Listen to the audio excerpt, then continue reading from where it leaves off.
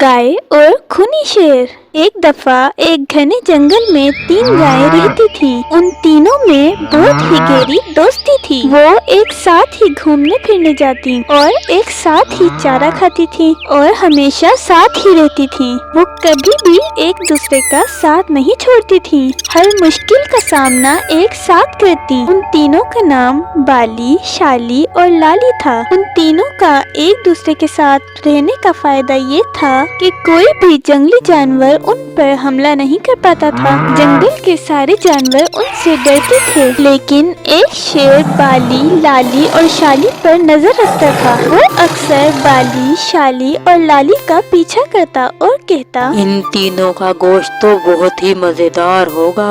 लेकिन पता है बच्चों, शेर उन्हें कभी भी खा नहीं पाता था, क्योंकि वो हमेशा तीनों साथ ही होती थी। जब भी शेर उन पर हमला करने की कोशिश करता, तो वो तीनों गायें मिलकर उस शेर को भगा देती थी। फिर बच्चों, पता है एक दिन क्या हुआ? बाली, लाली और शाली का झगड़ा हो गया और वो तीनों एक दूसरे से कहने लगी,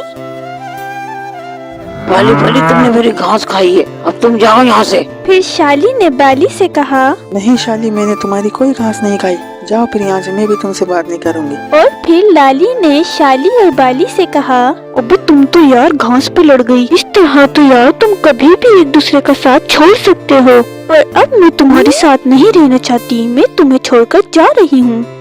और फिर क्या बच्चों, लाली, बाली और शाली इस तरह तीनों अलग हो जाती हैं। और फिर बच्चों, वही हुआ जिसका डर था। एक दिन लाली घास खा रही थी कि शेर ने लाली पर पीछे से हमला कर दिया और लाली को खा गया। और फिर दूसरे दिन बाली पर हमला कर दिया और उसे भी खा गया। और फिर तीसरे दिन उस शेर ने शाली को अपना शिकार बना लिया और शाली को भी खा गया। उन तीनों को खाकर शेर बहुत खुश था और कहता था, वाह यार, अब कहीं जाकर मजा आया है, मैंने आखिरकार इन तीनों को खा ही लिया। पता है बच्चों ऐसा क्यों हुआ था? क्योंकि वो तीनों अलग-अलग घूम रही थीं। इसलिए हमें कभी भी झगड़ा नहीं करना चाहिए, हमेशा मिलजुल कर रहना चाहिए, क्योंकि मिलजुल कर रहने में ही फायदा है। और फिर बच्चों, कहानी खत्म।